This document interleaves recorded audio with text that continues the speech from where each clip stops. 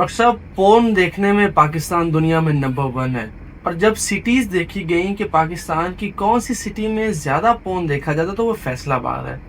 High court کے حکم کے اوپر پورن سائٹس کو بند کیا گیا، لیکن ابھی بھی لوگ وی پی این لگا کے پورن دیکھ رہے ہیں۔ اور میں نے جب یہ ریسرچ کی ہماری ٹیم نے تو یہ پتا چلا کہ وی پی این لگا کے بھی دیکھنے میں پاکستان ٹاپ 3 میں ہے سر۔ بلکہ میں تو کہوں گا کہ وی پی این ڈھونڈنے میں اور ایسے ایسے وی پی این ڈھونڈنے میں دنیا میں کسی کو نہیں پتا ہم نمبر 1 ہے۔ یعنی ہم نے کہتے ہیں نا کہ دنیا کے پاس ہر مسئلے کا حل ہوتا ہے، ہاں جی، ہمارے پاس ہر حل کے لیے ایک مسئلہ ہوتا ہے، تو ہم نے وہ ڈھونڈ لینی ہر وہ چیز جس سے 2 نمبر طریقے سے ہم وہ کام کر سکیں۔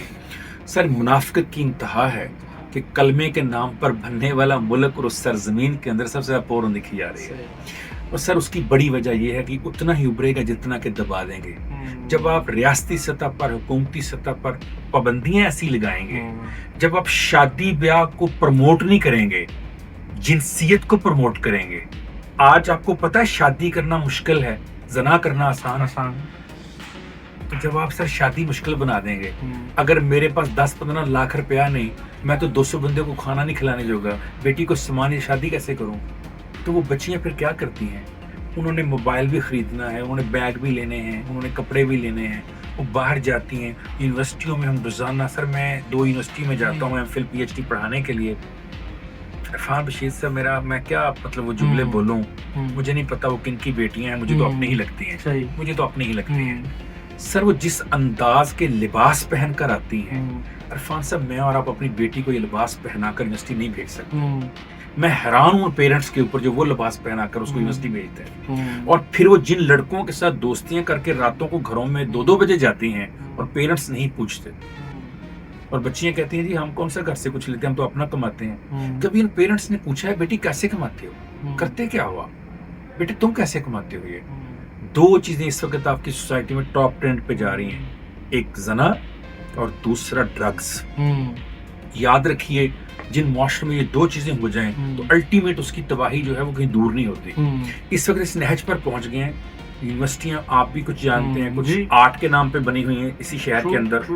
ان یونیورسٹیوں میں مور دین 70% لوگ جو ہیں وہ اسموکنگ سے لے کر ویپ سے لے کر ڈرنکنگ سے لے کر حشیش سے لے کر چرس سے لے کر جتنے نشے ہیں وہ سارے ان جگہ پر اویلیبل ہیں۔ لڑکیاں اپنے نیلز کے اندر چھپا کے سر بڑے بڑے کالجز یونیورسٹیز میں منشیات لے کے جا رہی ہیں، اور آپ کو پتہ ہے اتنا چھوٹا سا ایک مطلب دیا سلائی کی نوک جتنا تو آپ کو چاہیے ہوتی ہے وہ چیز جو سگریٹ میں آپ نے ڈالنی ہے، وہ کہیں چھپا کر لے جاتی ہیں، اپنے پرائیویٹ پارٹس کے اندر چھپا کر لے جاتی ہیں۔ تو مجھے بتائیے کہ جب یہ صورتحال ہوگی کسی کنٹری کی اور اس کے حکمران جو ہیں وہ دتورا پی کر یا وہ مطلب ٹھنڈے فضا میں سوئے پڑے ہوں گے اور ان کو پتہ بھی ہوگا سوسائٹی میں کیا ہو رہا ہے۔ سر اسی ملک میں اینٹی نارکوٹکس نے آپ کے سپریم کو اپنے اس میں قومی اسمبلی میں اور سینٹ میں ایک رپورٹ پیش کی ہے، شاید آپ نے پڑھی ہو رپورٹ، اس میں انہوں نے کہا ٹھیک ہے جی مجھے آپ بتائیے ان رپورٹس کے ہوتے ہوئے جو یہ کہہ رہی ہے کہ 60 to 70% اسلام آباد اور گرد و نواح کے بچے منشیات استعمال کر رہے ہیں،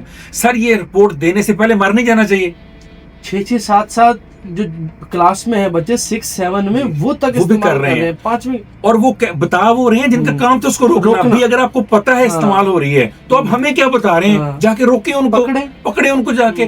کیا کتنا مشکل ہے سر، ایک تھانے دار کو آپ یہ کہہ دیں کہ اگر تمہارے علاقے میں مجھے منشیات نظر آئی تم صبح سیٹ پہ نہیں ہوگے، کتنی دیر لگتی ہے؟ سر میں بھی سرکاری ملازم ہوں، مجھے پتا ہے کہ اگر آپ نے کوئی کام کرنا ہو اور وہ ہونا یہ پاسبل ہی کس طرح، صرف ایس ایچ او کو آپ اتنا کہہ دیں میں تمہارے علاقے میں نہ دیکھوں۔